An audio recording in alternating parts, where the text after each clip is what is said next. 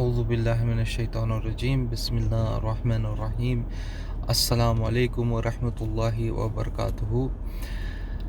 So I want to make a video discussing an event that happened yesterday at the Westbank, New Orleans Masjid, which is what's it called? Masjid-e-Abu Bakr, not Masjid-e-Umar, I think it's called. So basically, yesterday I went to the masjid, or I think no, 2 days ago now I went to the masjid, and I wanted to discuss a hadith called Hadith Thaqalain, which is mutawatir in the Sahihain and is muttafaq alayh. Now if it is Sahih, it would be muttafaq alayh, but it is mutawatir, so it is literally the strongest Sunni hadith that is possible, and its meaning is very clear. There's not a lot of debatability in the meaning if you're a Sunni, right? It is just a clear meaning to the hadith, and I want to share it.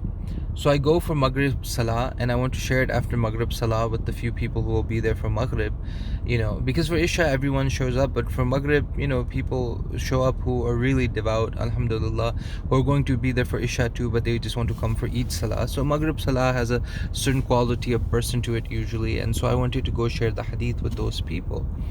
And so after Maghrib, the Faraiz, someone reads the Salah, and I get up after the Farz and I just make a small announcement. And I see this man that I have very little respect for, because he's a friend of the family, so to speak. He's a friend of my father's elder brothers, and my father's elder brothers are very zalim. And this man also, I know him from his family dynamic. He's also the oldest brother, so I know that he's also a zalim in his own family structure, And so he started walking toward me, trying to persuade me not to give the small announcement, and it really maybe made me more strongly to do what I wanted to do, and less gentle in what I wanted to do. And so after I made the announcement, and then I read my sunnah. After sunnah, someone came up to me and he asked me, he told me maybe after Isha is a better time, another brother, because there will be more people. And I was like, okay, if there will be more people, if you think that is good, he approached me in a way that was respectable and respectful, and so I agreed. So I go to Salah, and what happens is, I hadn't been to this masjid in a long time, and one of the reasons I didn't go is that they never had an imam. They never chose an imam for themselves, and the type of people who read Salah weren't worthy of it. I know the people who would step up and try to read Salah. There was many reasons I didn't go to this masjid, but they would try to lead Salah, and they were not the person to lead the Salah, and it was the person who donated the most money, or the person who was on the board, and they were, wallahi brother you lead, wallahi brother you lead, but it was two people just supporting each other's egos. They knew they one of them two would lead it, and neither one of them was worthy of leading Salah, and sorry. Anyways, so Isha comes, and there's this brother he's not covered his head.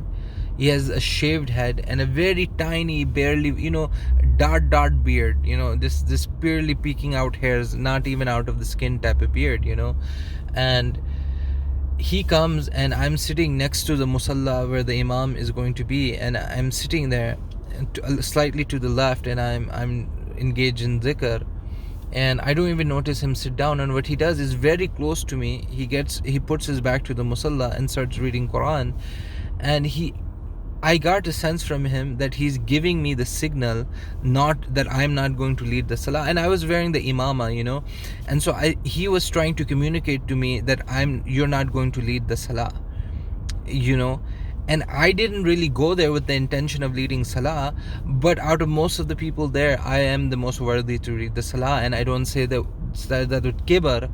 I say that because I know my own station in terms of ilm Quran. I know how much ilm Quran I have. I'm not talking about my tajweed is perfect or anything like that. I'm saying that the ilm, the asal of the Quran, the mafhum of the Quran, I finished Quran 4 times. I made khatam of tarjuma of Quran 4 times with a Yemeni Sharif, and so I do have ilm of the asal of the Quran, the mafhum of the Quran, the meaning of the Quran, you know. And so and I thought, I didn't know that this imam would have that they had an imam now at the masjid. I didn't know that, um anything like that. But so I felt, in that moment, I felt Allah subhanahu wa ta'ala very clearly give me wahiya khafi, that you lead salah, and so I stepped up and I led salah, and there's 40-50 people in Isha, and I didn't look back. When I had come, I was the first one there. I didn't know. When I finished salah and I looked back and I saw, oh, the jamaat is 50-60 people. Now, one minor thing happened during the salah where where I made sajda.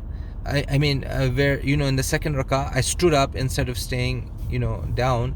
I stood up, and it was for a moment, and I immediately sat back down. And you to do the sunnah, the extra sajda in that mamla is a sunnah. You don't have to do it for that particular thing. It's not that big of a mistake that you have to do the sajda, so because I was so focused on ibadah, and it was so brief, the standing up was so brief and so momentary, and it was really because my heart was so absorbed with Allah subhanahu wa ta'ala. Yes, you have to pay attention to the structure of the salah and what you're doing and when you're doing it, of course, and I'm not denying it was a moment of ghafla or a moment of forgetfulness or something like that, but it was really because my heart was occupied with Allah subhanahu wa ta'ala.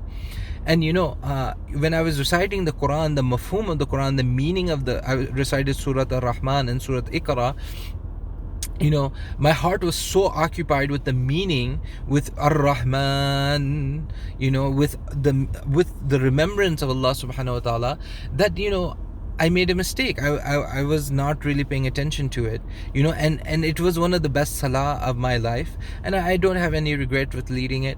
But what happened is, because of that one mistake, and because I was wearing the imama, and because this masjid people is a do-it-yourself Islam type of masjid, and they have a very particular, the person who supports their nafs, they support that person.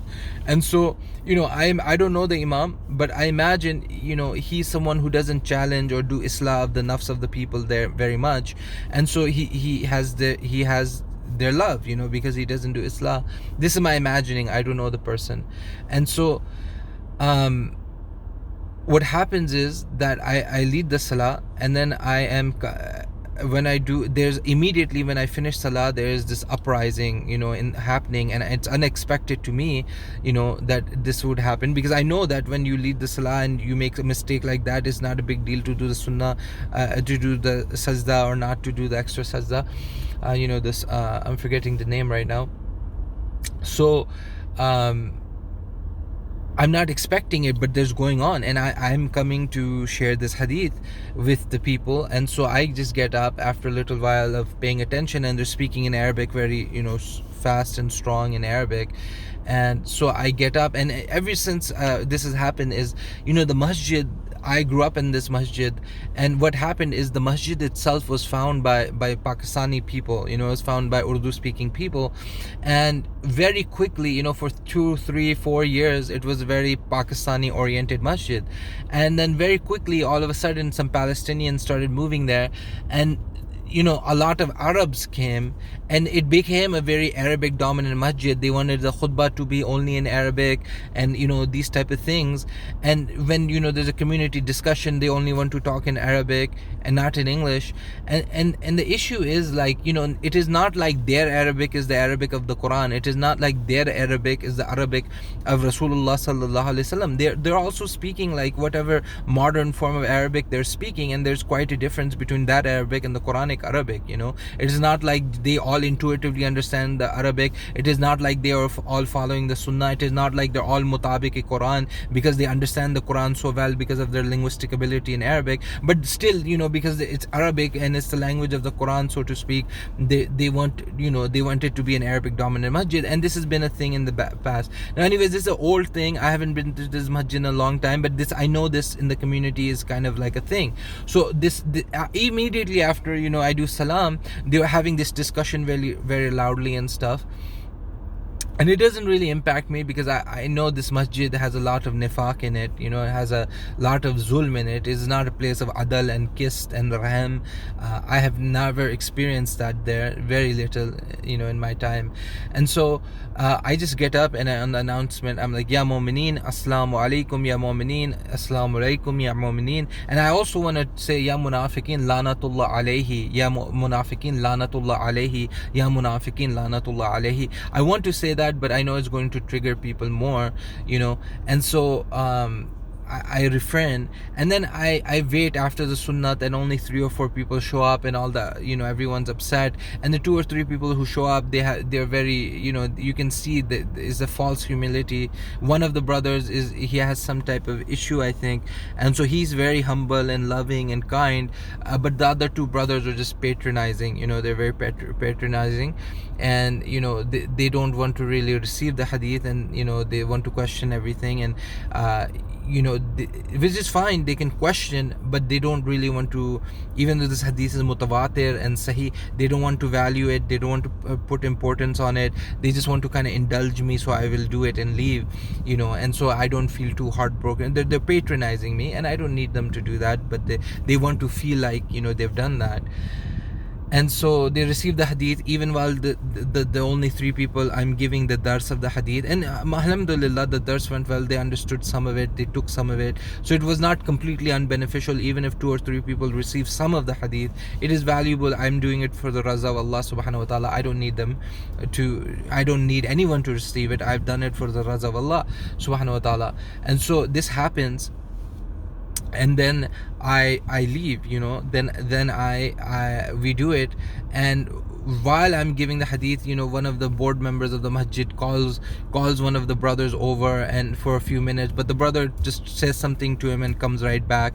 And so we finish the dars and we leave, and they say assalamu alaikum, and the 3 brothers leave. And so I go outside, and there's this group of Arabs, not a group of Arabs, a group of Pakistani uncles, older Muslims who I grew up with. And they're all talking and they're laughing, and there's one who is a very good natured, he doesn't have a lot of character or principle or integrity, but he's a person who is just a laughing, joking, makes everyone feel good type of person, good personality, a light person, very light person. And so this person, I say salam to him, in a playful, not in a playful, like in a friendly friendship type of way, say salam to him and start engaging the group. And so they start, he has his own way of kind of delivering criticism or making one question oneself, and so he's trying to do that. And so I also do that with him, and I'm engaging the group. And finally they ask about my dad, and my dad is clearly a kafir. He's a munafiq, he lies, he's a kazzab, he lies, he gharur, in Quran there's this word gharur, and gharur is when you delude yourself, you're self-delusional person, like you delude yourself, like you say like something, and then you trick yourself into believing you said something else, and the next day when that thing you said is relevant, you can say, no, I didn't say that, or no, I said this, or no, and so this gharur, this self-delusion is very harmful, and you expect the other person to go along with it. And often if someone is lying to themselves, it's very difficult not to believe them, even if you know differently, even if you've heard them say differently, it's very difficult. And so my dad does that, and it's like 10 or 15 years of me, it has a huge impact on my life, many consequences, huge khasara ala khasara ala khasara ala khasara, like complete khasara, like he's caused so much khasara in my life through this patterns of behavior that clearly show he's a munafiq and a kafir and a kazzab, very clearly. And so these uncles, they're in a position for 10-15 years, they've been kind of watching my life kind of go downhill, and every time I see them, they make faces and they question me and what I'm doing with my life, but they don't have the justice, they don't have the rahm to ask me what is the situation with my dad. And so this time when they asked me, it just came out. I said, they asked me, how's your dad doing? I'm like, he's a kafir and a munafiq and a kazzab. Very casually it just came out, and this brother, and they all kind of reacted a little bit. I'm like, yeah, it's not a big deal, it's just true, it's not a big deal, it's just true. And they're like, oh, okay. And they didn't want to really talk after that. And so I was like, okay, assalamu alaikum wa rahmatullahi wa barakatuh, and I left. And so this is what happened from my view. And so just I then the next day I went to there's this restaurant called Sahara Cafe by one of the masjids, or the old masjid. And so I went there to get a gyro, and the brother, his name is Sahur, or his name is Muhammad, but people call him Shakur. And so I went. He's always nice, friendly brother, and very kind-hearted and loving. And so I have a friendly interaction with him whenever I go. And so I had the friendly interaction. I ordered, but as I'm walking into the door, there's some. I didn't know this brother. I didn't see him the night before, but I know that he was there from his face. He has this really like aggressive, mean face, and he has this huge beard, bigger than mine. Arabs have those big beards, and so he has this big beard. And he's making a face, and he has a little son with him. I think he's a little boy with him. The dad is so tall and the child is so tiny, between his legs, kind of just standing there playing with him. And so I say salam, and he's acting like he has to protect his child from me, and he's making this aggressive face, and I didn't realize. And so when I am smiling and saying salam to him, he says salam back, but with an ugly face.